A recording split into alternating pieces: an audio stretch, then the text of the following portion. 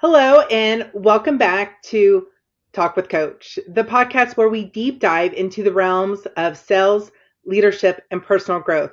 I'm your host, Becca Goldsberry, an elite sales and leadership coach, proudly representing Southwestern Consulting. Today is March 8th, 2024, and I am thrilled to embark on another insightful journey with you.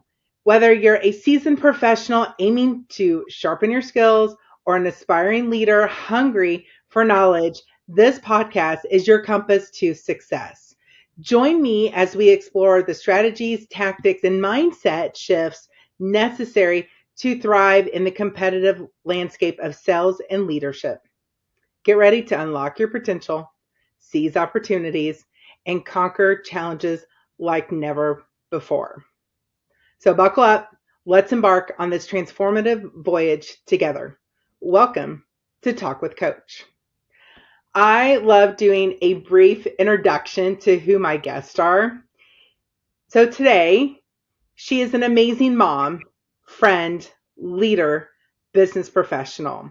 What I admire about her is that she is determined, fierce, outgoing, has the biggest heart of almost anybody I know of. I know that her friends and family are lucky to be a part of her world. She would do anything for anyone. Trust me, I have seen it. And I am lucky not only to be her coach, but I consider her a friend as well. If we lived anywhere near each other, we would be in all kinds of shenanigans together. I know that for a fact. And how we met, I remember doing a workshop virtually for her leader at the time, Travis Reedy, and she was texting me after the workshop saying, yes, let's talk. And then I remember as we were talking, we hit it off like old friends. And that's how I felt. Now, Farrah, I'm not sure what you were thinking, but I would love to hear what's your side of the stories almost 3 years later. Oh man, I feel the exact same way, Becca. Thank you so much for your kind words. And I echoed them for you. I definitely consider you not only my coach, my mentor, but definitely a dear friend at this point. I think that the first time that you and I talked, and it really resonated for me that I was like, this is my coach. I understand coaching. I've had different coaches before. I know that the company can help provide me with a different coach. But for me, just having that connection and you understanding what I needed, I was like, yeah, I need no one else but Becca. And honestly, I can say I have no regrets and I am so grateful. And nope, that's not true. I have one regret. I should have done it sooner. I should have been checking with you sooner. But other than that, yeah, it's been the same way for me. So thank you so much. You are welcome. And so everybody, please, I'm proud to introduce Farrah Shah. She is a regional sales coordinator with Afflac in the lovely state of Texas in Amarillo. Speaking of Amarillo, there were fires. Yes. Everybody okay? Everything's safe? How are things going at this point? I'm happy to say that everybody on my team is safe and sound.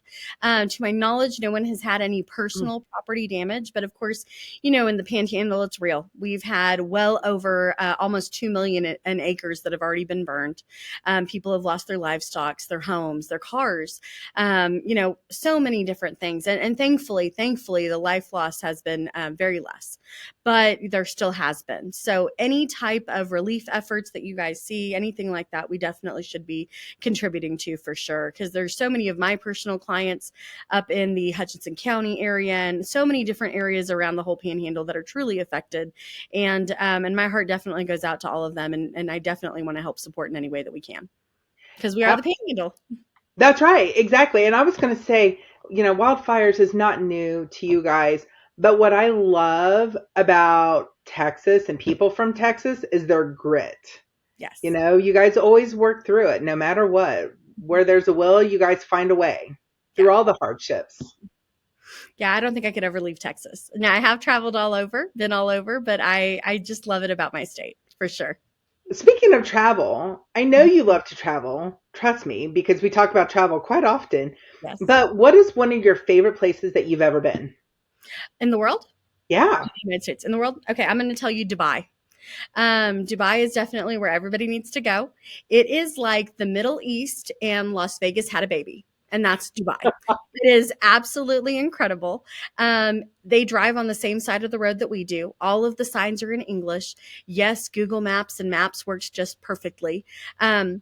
And I've never had a problem as a US citizen anywhere. The kingdom has wonderful laws about travel and tourism, and it is absolutely the most spectacular experience you will ever have.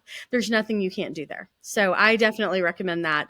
I always say get on the Arab Emirates, flight alert, because sometimes the king feels like putting a discount out there and he does it. So I know that Really? my husband and I have flew out to Dubai for $750, buy one get one free round trip from Dallas to Dubai nonstop. Do you guys still have family out there? I don't have any family. Well, I do have some cousins, but Okay. my brother-in-law, he's from Dubai. He grew up and he married my baby sister, but yeah, he's from Dubai.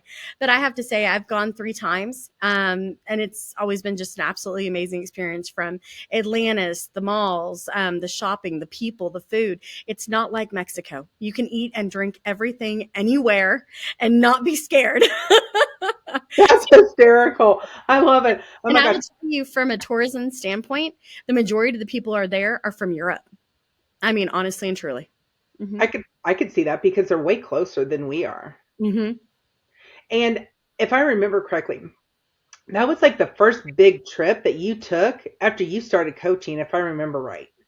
No, I think the last time I went there was before we started Was, coaching. was Yep, it it was right before. before? It actually has been 5 years. I'm due for a trip. I might be Oh, going to Dubai soon. well, I'm due. say, all right. You've got some great DSCs. Let them handle it. Delegate it, girl. Say, I'm taking off. Hmm. Well, one of the things I love doing is asking people, what are your favorite quotes? And I love the 3 quotes you told me, right? Be the change that you wish to see in the world by Gandhi. Hmm. Tell me and I forget, teach me and I remember, involve me and I learn by Benjamin Franklin. And you miss 100% of the shots you didn't take, Wayne Gretzky. Hmm. I don't know about you, but to me, that sums up your entire business philosophy. I know it really does. Like, And well, and I got to tell you, I was telling my husband about the quotes that I picked, and he was like, "You were like all over the place. We've got Gandhi, we've got Benjamin Franklin, we've got Wayne Gretzky." he's right. And I love him about that because he just kind of tells it how it is with us sometimes. Yep. But he's right. Yeah. But Mhm. but that's Farrah. This is Farrah. Yeah. I definitely think so. 100%. So with that in mind, I would love for you just to kind of share your story a little bit. How did you get into the world of Afflac? How, kind of give us the 2-minute version. How'd you get where you are today? Sure. I was a member of the junior, well, I still am member of the Junior League of Amarillo, and I am now currently a sustainer. And at the time, I had met one of my fellow junior leaguers. I was a stay-at-home mom, and I just happened to start advertising to people that, hey, I think I'm going to get back in the workforce because I'm tired of waiting for my life to start after 3 p.m. And Mm, so, dealing with the kiddos. But, it was important to me to have a flexible job because my husband works hours at the hospital. He can never say, I understand you're in pain, sir, but I will be right back. I gotta go pick up my kids. So I always knew it was going to be me. I had right? to go do it, which is a huge reason why I was a stay-at-home mom. Hmm. Well, she happened to work at Afflac. And so she had talked and visited with her manager, and they had both talked to the then regional operation manager, who is, of course, Jeff Pettit, who is now my current boss. And so he's my boss again. But anyway, so he and I had a great conversation about, what Afflac means and what it means to come to work for the company. And it was such a wonderful pitch that he gave me. And the best part was I had no idea that he was talking to me to be an agent. I really thought that he wanted me to be his accountant and do his books. So it was a wonderful, wait, what? Moment between the two of us, and to his credit, he diffused it with humor and his wonderful personality, and he was like, what, I'll tell you what, go have these conversations with some people, let's get back together and we'll review it. So long story short, Successful agent for many years with the company. I went on to be a CIT also for many years. Then I got promoted up to be a DSC, and now I am so lucky enough that he decided to trust me to be the regional operations manager for Amarillo and Wichita Falls. I love that story. And one of the reasons why I love it is because I can just imagine Jeff Pettit selling you on coming to Aflac and it not sounding like a agent sales role 100%. Like I can just see him actually doing that. Yeah, So, and that's where that Wayne Gretzky quote comes from. You miss 100% of the shots that you don't take. So as a stay-at-home mom, my input for income was zero. So what did I have to lose? If I did an all commission sales position and my income was still zero, I didn't lose anything. So I went for it. And I loved it. I have no regrets. and I think that's one of the coolest things about Aflac and actually being a 1099, especially if you're, coming from a space like you did as a stay-at-home mom, where what do you have to lose? The only thing holding us back at that point is fear and fear Yeah, itself. absolutely. And so I know your daughter is now in college and your son, they're just growing up so fast. And you just got to be completely proud of how they've grown as you've grown in your career too. Mm-hmm. Yeah, absolutely. I mean, when my kids started off, they were both in elementary school when I started my journey with Afflac.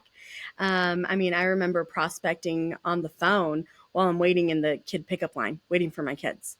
And it's just all about maximizing your time because back then all I worked was school hours. Hmm. And of course, as my business took off, we made adjustments at home. Kids got older, so it got easier. And of course, now I feel like I'm just I'm here all the time, but I do it by choice because, for me, I'm like, it's the best way to get things done. And, I'm very blessed that my office is just right around the corner from my house. So it's not bad. And, but yeah, my daughter's a freshman at UNT this year and my son's in 8th grade. So it's crazy. Mm-hmm. Amazing. You mentioned Junior League, and I Mm-hmm. have to give you a big thanks and a big kudos because you kept, in the beginning of coaching, you kept talking about Junior League. And I remember that one morning going, okay, what in the world is Junior League? Fill me in. Like, what are you talking about?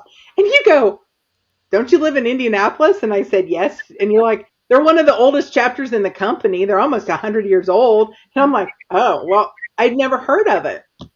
So as you were filling me in and what an amazing organization it is, this year I'm vice president of training and next year, oh, by the way, I forget to tell you, next year I was voted in as membership and then they've also put training back under membership next year. So I'm back on management council next year. So thank Yeah, you for introducing me to this wonderful organization for women to learn how to absolutely. become a leader, not just professionally, but personally and just developing amazing skill sets that we can always use.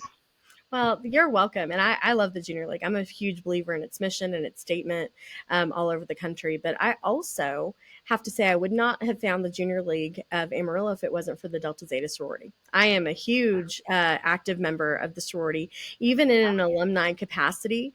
And they were actually my original coaches, my original trainers, the original people that taught me how to talk, how to do job interviews, how to go forth and do good in the world and that just translated on to me into continuing my volunteer career.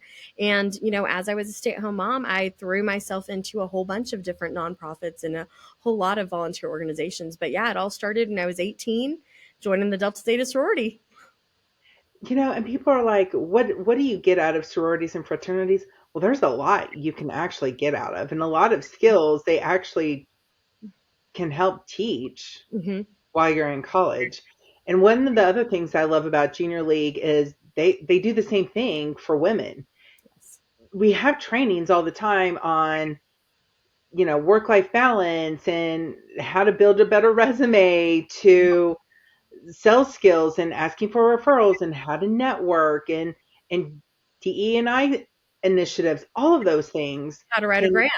Mm-hmm. how to write a grant, Mm-hmm. um, how to do better in your first interview, like all of those things we've all had trainings on in Junior League. So it's Absolutely. just a wonderful organization, ladies out there. If you're looking for a great organization to just hone in on and plunge into. Highly recommend. Mhm. So, question for you, Farrah. What is the best business advice you've ever received? Um, the best business advice I've ever received is go for it. Mm, Right? I think that that is something that has been just huge for me throughout my entire career, especially when it meant coming to Aflac. Because of course, when I'm hearing about all commission sales, it's scary and it's intimidating. So for me, just going for it was probably the greatest and luckiest advice I ever took. And honestly, I think there's so many things that that's translated onto me into coaching my children. When opportunity comes and when you're trying, or even the new agents that I've trained throughout their career, it's why not, right? Go for it. Let's try it. Let's see what happens. yep. Don't be afraid to fail. I think it's a part of that. And failure to me is part of your stepping stone to success. I've never viewed failure as something that is, oh my gosh, I did horrible. We're done. We need to stop. We need to reverse course. To me, failure just means we need to reassess our plan. We need to re strategize. We need to relook at it and then continue to move forward in a bold direction. It's just basically course correcting. So to me, failure can give us our largest lessons to continue to be successful. I love that. And you also mentioned a time or two too that if you take care of your Yes. book will take care of you. Mhm. And you've always mentioned that that really helped you during COVID. Share a Yeah. little bit about that. Absolutely. So my first mentor when I came to Afflac was Miss Phyllis McLemore, and she had that advice. She was huge in servicing. Her accounts loved her. Policies always stayed on the books. She never lost sales. She never lost business. And the biggest thing that she had coached us on was if you take care of your book will take care of you.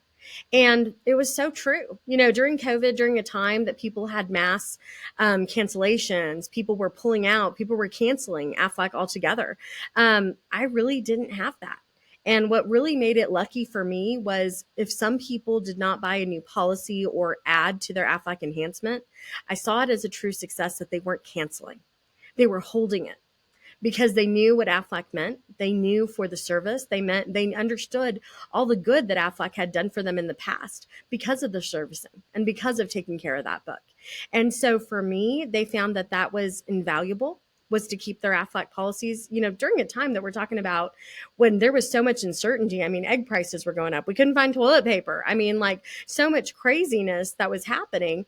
People felt like that was important, something important to hold on to. And so not only did I not have mass cancellations, but for me, being able to pivot my business and go to a phone enrollment operation, I actually had the highest sales year I've ever had with the company. And it was absolutely incredible. And it was all because of the trust that you had built with your business and the trust and the caring compassion, honestly, that I've always had with my policyholders. For them, it was so important to, if some people were able to add on policies, they did. But that was the biggest thing for me. So I've always felt like, and honestly, I think that's going to be the advice that takes me through to my retirement is taking care of my book will always mean that it takes care of me for sure. So lucky. 100%. You mentioned too trust. How Yes. do you build trust with your clients? How does Farrah do that? Well, I'm going to be honest with you. I'm a very sincere and straightforward person. I mean, what you see is what you get. Yeah. And I've always been very transparent. I've always been very honest. I always say what I do and I say exactly what I'm going to do. And for me, that just really translates into that trust relationship that if I tell them I'm going to come out next year and I'm going to help them with their claims, that's what I do. All my clients have my actual cell phone number. I do not have two phones. It is literally my phone, and they can call and text me at any point in time, and they know that I'll eventually get back to them. And they know that if I'm not getting on that phone right away, it's because I'm with another policyholder, and they understand that. And I also, as I've grown my business, I've grown a team of administrative assistants that help me take care of that. So for me, the servicing end, the customer service end, the honesty, the integrity of always doing and saying exactly what I'm going to say is honestly how I build all my trust with my clients. And I am going to tell you, it is very easy for me as a person to be able to say, this is what my company is going to do when my company does it. I mean, Aflac is absolutely amazing. I mean, that's for sure. We're the gold standard as far as all supplemental insurance, and my company always stands behind exactly what they're going to do. So for me as a agent in the field, it makes it super easy to be able to stand behind the brand for sure. I love that. And it's funny. You and I have talked about this before. Yes, you and I both use our cell phone numbers Yes. for our business. Like our clients actually have our cell phone number. Somebody's like, "Is this really your cell phone?" I'm like, "Yes, if you text or you call, you will get me and Yep. maybe a 5-year-old on the other end at some point. But yes, it is me." Absolutely. Well, and for me, it's like, when that policyholder is worried that, hey, my husband just got diagnosed with cancer and it's a Sunday, I don't want them to wait. That's what I'm here for. I'm here to help them. And so I've always told them, if, you can call me, you can text me whenever you want, whatever day, whatever time, and I will get to you as soon as I can, for sure. And I think that's what has made you one of the best agents in Aflac. And I'm not just lying. I'm not just saying that, but Thank you. y'all, she's got the accolades to prove it. Farrah is a badass. Let's just say it. She's just amazing at what she does. What would you say? What is the one business tip you tell everybody on how to grow their business when they ask you? Oh, the number one is get a coach. Number one. If you do not have a personal or private coach that is helping you concentrate on your personal business and helping you grow in the direction that you are wanting to do with your career, it's a mistake. Having that person who can have that aerial view and have that view on everything as far as how much of a runway you need, areas that you need to improve. I think that's the fastest and easiest way to grow your business, to be honest. And once you do that, once you have a coach, for me, it's strategizing and planning. Those are the two most important things that I do all the time. Strategize, make a Hmm. plan. Plan goes awry, we strategize again. And the funny part is I do it so much that I like to plan 3 or 4 different routes, that if A happens, I do this. If B happens in the moment, I immediately pivot to this. And I just continue to run my business that way. And it's been able to truly make things easy for me, easy for my clients, because strategizing and planning is everything. Yeah, you can't. And you guys, just so you all know, I did not pay Farrah to say any of that. No, she That's did not. coming straight from her heart. But seriously, how many plan A's, B's, C's, and D's Yeah, did we have for Q4 last year? absolutely. Absolutely. Right? Yeah. I mean, because I'm the type of person that takes comfort in plans. If I Hmm. know what's going to happen, if I know, I have control, because it's like, it's so many times that, we've read in the business books all the time that the second you struggle in your business is when you lose control. Control your controllables, right? And everything else, falls around you. It's okay, because if you're still controlling what you can, you still have control of the situation. And I think in business, sometimes that translates to so many different things. I mean, it could be personnel, it could be clients, it could be claims, it could be yourself, it could be so many things. And honestly, I translate that with my children and my home life, is control what we can control, plan what we can plan, and then we just deal with the rest. 100%. And for those of you who don't know, controlling the controllables in the Southwestern consulting world, there's only two controllables, our attitude and activity. That's it. Everything else we can influence or we have to accept. So Farrah's right on it. And over the last 3 years, man, we have controlled some controllables over the last 3 years. That is for Absolutely. sure.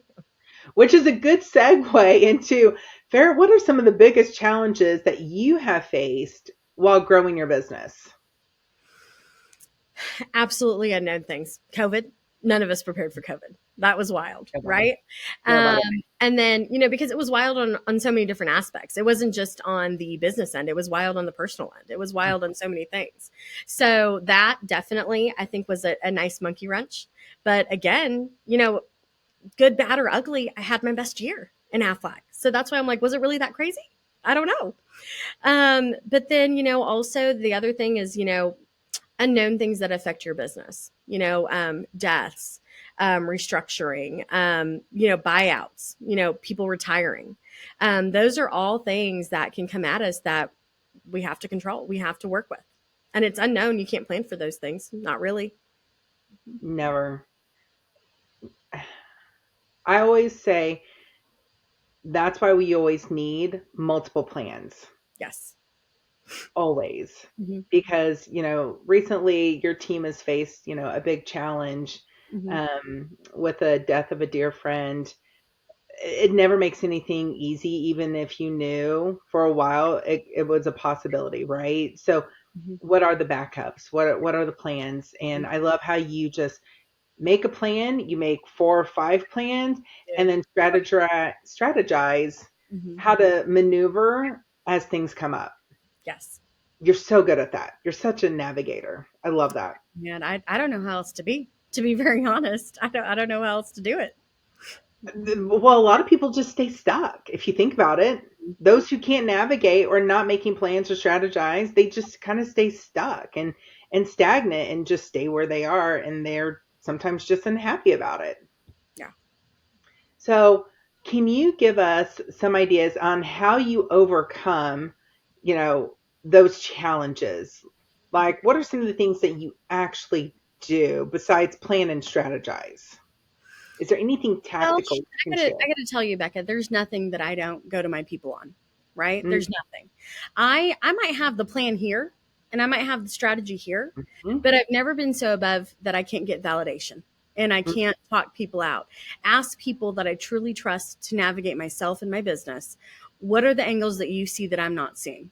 I do it with you. I Yep. do it with Jeff Pettit. And then also Travis Reedy is one of my greatest mentors as well. He's got so much knowledge. He's a wealth of source for me that even though my instincts are usually right, even though what I'm doing is correct, it never hurts to always seek out that other person to get that validation. I got to tell you, I'm still at a point where sometimes when I'm writing an email and I want to read it out loud to somebody to make sure it sounds good, I do that. And I've had someone tell me, Farrah, what are you doing? It's always eloquent. It's always perfect. It's always professional. You don't need that. But I like the validation. I like to make sure it sounds good. I never assume I know what I'm doing because why not reach out for help? Why not reach out to mentors? It doesn't hurt anything. Even if I have an idea what I'm going to do anyway, Mm-hmm. having those conversations helps me pivot and look at things at all angles. Gives me that aerial view that I think is so important. I love that. So, how do you, besides reaching out to mentors and, you know, Jeff and Travis and myself, how do you work through those? How do you problem solve, basically, Mhm. right? What's your favorite way of problem solving in your business? The greatest way to problem solve to me is to basically address it head on. Like, Mm, number one, what's the issue? What are we looking at? What would happen if we did nothing? What would happen if we did something? And what does that something need to be? Sometimes the something might be a tree branch because we've got different ideas that we can run and different things that we can do to pivot it. So I literally will write that down and I will think about it. And after I write those down, I write down the subpoints to it. So if I go down route one, what is everything great that could happen? What is everything bad that can happen? And what are some unknown factors that I have no clue or control over that could happen? Right? What's the mhm. domino effect that I'm going to create?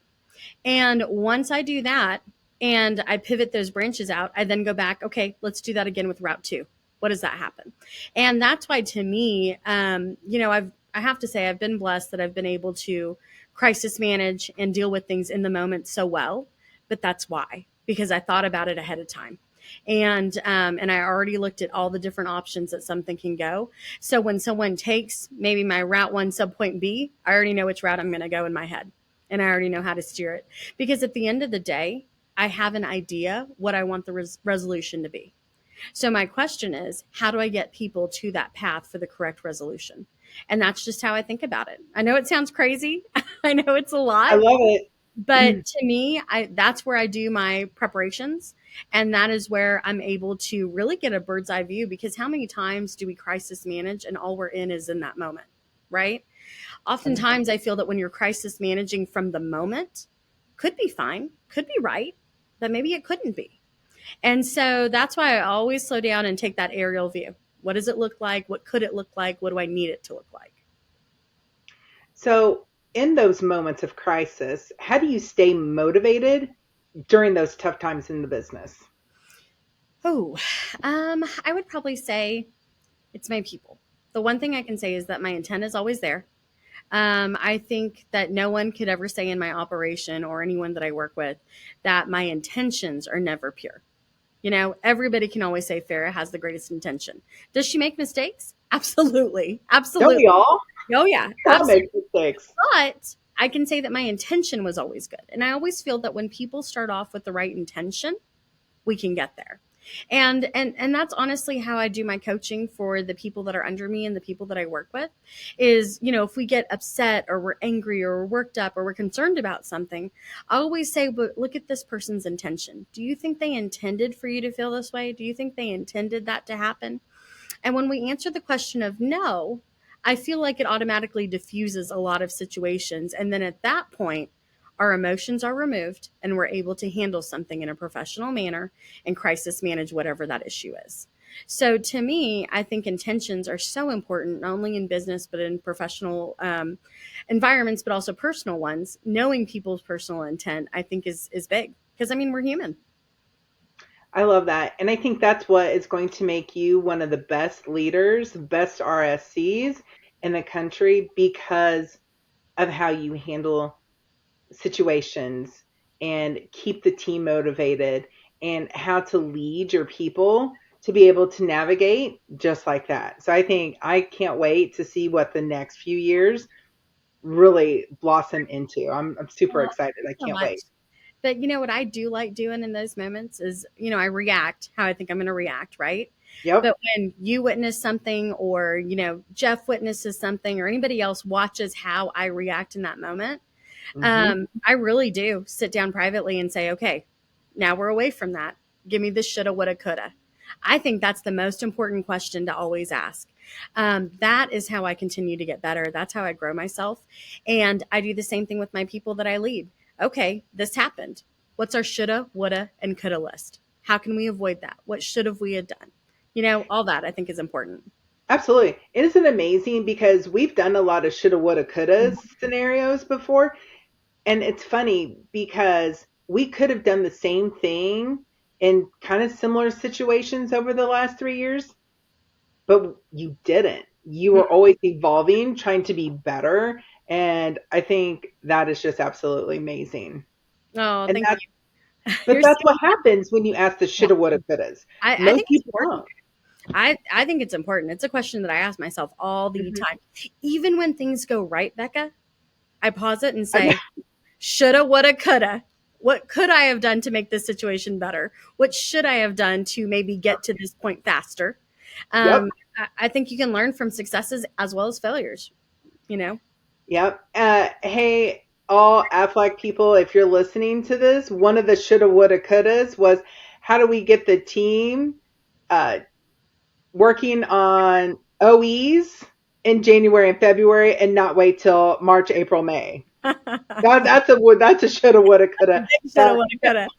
That's a big shoulda, woulda, coulda that a lot of regionals have.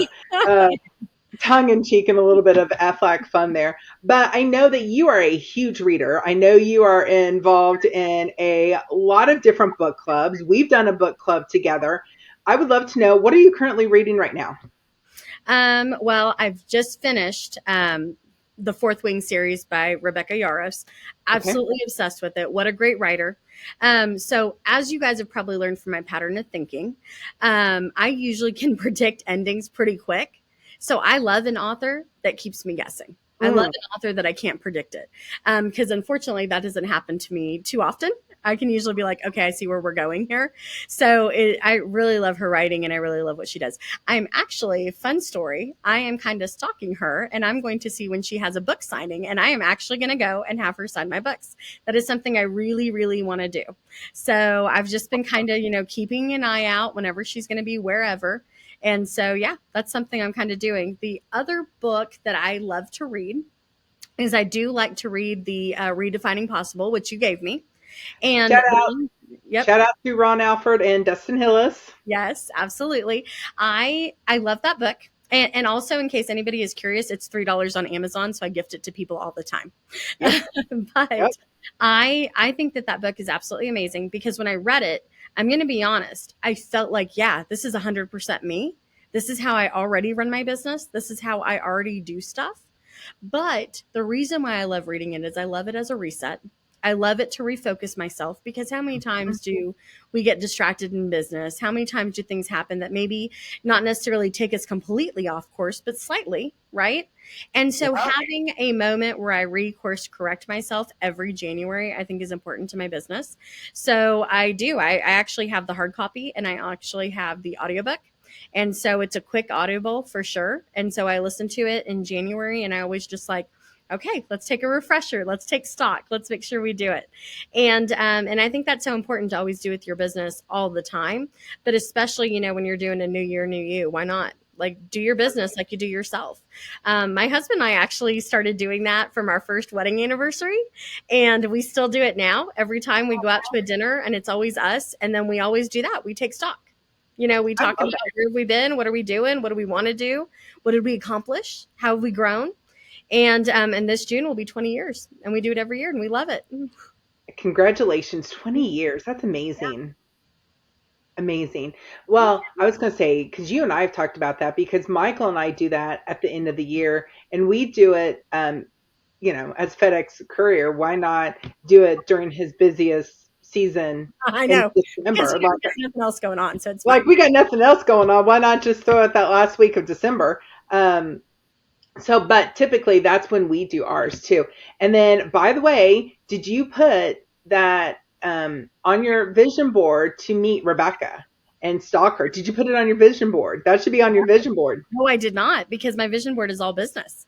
So yeah, why not? Let's put some personal things on there. There's the personal things on there, girl. Absolutely. So, okay, I would love to know, what are your thoughts on the future of Aflac and the supplemental insurance industry? How do you plan to adapt and just stay relevant, because it's always changing, Yeah. right? Okay, so first of all, I'm going to throw a disclaimer out. I am not W-2'd for the company. So if I say something wrong, Afflac Nation, I'm sorry. But as a 1099, my personal viewpoint is this. I think Afflac is the best supplemental company in the world, to be very honest. And I say world because we are in Ireland, we are in Japan, we are worldwide, and we are continuing to expand. With the rising costs of healthcare, that's the one thing that we know for sure is that every single year your health insurance is going to go up. I've got great benefits. My husband works at the hospital. They're amazing, but they still go up. And Aflac is really there to come in and help fill those costs. It really is. And so for me, I personally own 3 policies because it's not that I don't believe in the other ones, but for me, these are the big 3 that me and my family really needed. And so I believe in the accident plan, the cancer policy, and the critical illness, which is basically our heart attack and stroke plan, ICU benefits to me. Those are the top 3 for me. And I definitely think that those are things that even when I retire from Aflac, I will continue to keep. I mean, I see it every day. I see the difference that it makes in people's lives. And having catastrophic coverage like that is the difference between someone having to do a spaghetti bake sale for you at church, take up a collection, or, sit there and wonder how are we going to raise money to help pay your medical bills, Yep. or a GoFundMe page. But really, I mean, when you have this catastrophic coverage and you have Afflac, it makes me feel so good that I have so many policyholders that can say, hey, we're okay. I have a cancer plan from Afflac. Hey, we're fine. And it's true. And as their agent, helping them file those claims with my team, turning them into corporate, and then having my corporate company really back what they say and back the products and make good on that and pay the claims as fast as we do. I am proud to really represent the company and the brand of Afflac. And I am proud for everything that we do because I see it every day. I mean, that's the honest truth. And so do I see a future for Afflac? Absolutely, because we will always have health insurance. We will always have needs. We will always have people that get sick. We'll always have people that get hurt. I mean, maternity leave is real. How many companies today pay for maternity leaves? Very few. And so having a short-term disability from Aflac is massive because you're talking about a young woman who's young, probably doesn't have a lot of savings, probably, is just starting out in life, right? So her and her husband are just getting going. They're not well established. And something like being at home for 6 to 8 weeks with no income from her, that can be really difficult. That was me. When I had my daughter, I worked at a wonderful accounting firm. I had an absolutely amazing boss, but he did what we always do. I took my 2 weeks of paid vacation And then I went at home and stayed at home until I was recovered enough to come back to work 8 weeks later. And, but I always think about, that would have made such a huge difference for me and my husband when we were young, starting to grow in life. I mean, at the time, my gosh, I mean, I'm so old now, but then I was 25, he was 26. I mean, we're in a completely different lifestyle right now, Oh, right? But I yeah. never forget who we were in our early 20s and what having disability could have meant to us, and then of course, you fast forward, my husband has, his pharmacy job at the hospital, doing great. And when we had our second baby, I wasn't working and he was able to stay at home with me the entire 6 weeks that I was at home to help me with my recovery. So, things change so much as in life, but having that disability when we had our first baby, that would have been huge for us. And so I always try to think about that. And I always educate people on Aflac in the sense that you want your Afflac policies to grow and change with you. They're meant to help you and your family as you journey through life. So today, the disability might make sense, but tomorrow it might not. And that's okay. Or situations might happen and we need to get it back. But to make sure you have the policies that I always like to tell people, when you close your eyes at night and it gives you peace of mind to know that you have it, then that's when you know that you have the right policies, honestly. I And love it's so true. And I'll never let go of my cancer plan. I'll tell you that right that. now. No, Never. never, I do never. not have cancer in my family. Yep. I do not have a family history at all. But the American Cancer Society says 1 out of 2 men, 1 out of 3 women. And was not aware of that statistic until I came to work for Afflac. In my mind, I thought women were more likely to have cancer, but it's actually men. And so I think that that's why it's very important that you're doing things to shore up your liability. I've talked to financial advisors and I've partnered up with them because they always say, what we're doing to save your nest egg means nothing. Because if you have a health crisis like cancer or a heart attack or stroke hit your family, the first thing you're going to do is pay all the penalties and all that cash out. So That's in right. order for us to be able to make sure that you don't do things like empty your retirement, sell your home, or anything like that, having an Aflac cancer plan in your back pocket can really help protect you and your family and make sure that you guys are on the path of protection. Because I mean, I'm gonna be honest. I know I sound like I'm a commercial, but I'm telling you, Yeah. this is how I feel. This is my heart, Well, and having that, make sure that you have a Aflac policy that stops a health crisis from turning into a financial one, I think is truly the most important thing. It's the purpose of our company. And, absolutely. and and I mean, I know I bleed Affleck blue because I believe in Well, it. We well, are I was different gonna from say, any other supplemental company. We're well, still family owned and operated, and I'm proud of everything that our company does for sure. well, and I was going to say too, Farrah, you and I know so many people. You can probably spout out so many stories Mhm. of how Aflac has saved. I've had family friends where if it wasn't for Aflac, they could have lost their farm, Yeah, because absolutely. a parent went through cancer or whatnot. As my mom and dad have both gone through cancer. So that was one of the first things that I got about 5, 6 years ago was, as I kept working with more and more Affleck people, I'm like, I've got to get cancer. So me, Michael, that, I mean, like that, you I don't have think you peace know of this. mind. Absolutely. And I don't think you know this, Peace of mind. but this is one more massive thing I am proud about my company is we are leading the market way and we have a guaranteed issue cancer plan. So what that means is when we put that out into the marketplace and we help people that currently have cancer and that are currently going through their battle can actually get a cancer plan that's going to help them financially deal with the issues that they have at hand. That's incredible to me. I mean, that blows my That's mind amazing. away. Absolutely. Because how Amazing. many times do people look at your liability and say no and walk away?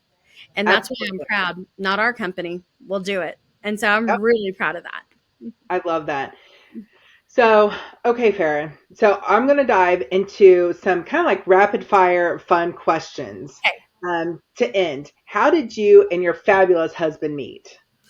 We met through family, friends, family. I mean, his mom knew my mom forever, things like that. But I have to say, I am very lucky and very blessed that I met my husband. He and I were absolute polar opposites when we met, so opposites do attract, Yep. and we've definitely morphed and changed and grown into the same person. I mean, we've settled over 20 years. So I yeah. love that. And then what are some of the things as a family that you guys love to do? Oh my gosh, we love to travel. We are a family of travelers. The kids love it. We love it. We love taking people with us.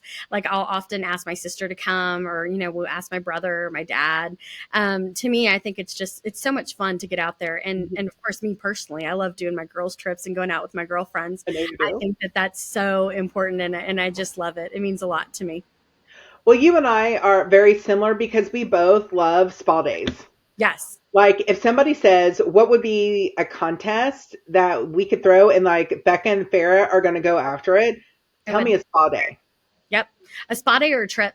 Affleck has Yeah. blessed me with a lot of trips, and, Yeah. and I will work my little butt off for a trip. That's for sure. And Amen. spa day. I love it. I love a good spa day. So fun. So besides book clubs, reading books, going to spas, what else makes you happy and are good hobbies for you? I have to say personal connections. I Mm. love my girl group. I love spending a lot of time with my girlfriends. I've got a huge clique of people for over like 21, 22 years. We were just talking about that because they're my sorority sisters from college. And then of course along the way you meet so many people that are united in that cause. And then of course, I've joined the Junior League for that reason, and it's brought me a lot of my great friends that I have because of it. They've brought it to my life. And then of course, just so many different things. So for me, maintaining those connections and going out with everybody and spending time with everybody, where having dinners or shopping, traveling, anything like that, that is meaningful to me. To spend personal time with the people in my life, whether it's family or friends, that's my love language, and that's how I fill my cup. And so it means a lot to me to do that. I was going to say, you and I had a lot of fun that day in Santa Fe, just Oh, that was shopping and fun. talking and Yep. buying facial care stuff and all the fun Yep. things. That's Yeah, just fun stuff I too. loved it. It was perfect for me. Yep. Okay. So I love ending on this question, and I know this one makes you think. This one's going to make you think. But what is one of the funniest stories that you can share with us, whether growing up or just something that was just absolutely hilarious to you that you can share? Oh man, I don't know, Becca. I bet you if you asked my siblings this question, they could come up with Probably. 1,000 things. But for me personally, I'm just sitting here like, I don't know what was funny or what made me I laugh. should have asked Travis, is who I should have asked. I I'm sure Travis could have came up with something I, good. I will tell you this about me. I was raised by a mom and dad that really put a lot of integrity into us and really raised us that education is the most important thing, and being a good human being is also the most important thing. Um, my dad has always said that in life you can lose everything and anything, but you can't lose your education. And Mm, so that is really how I've always been raised. And my mom is all heart, that's for sure. And so for me, it's like going through life, not taking myself too seriously. I'm the first person to laugh at myself for sure. Um, and I'll I often, know I may be a close second right behind it's you. like, it's fine. I don't take myself too seriously at all. But I have to say, I definitely think that's a result of my upbringing, that it's okay. It's okay to laugh at myself. Everybody can laugh at me because I laugh at me a lot. I'm right there with you, my friend. Well, I am just appreciated that you hopped on, was able to share more about you, Aflac, and the amazing journey that you have taken.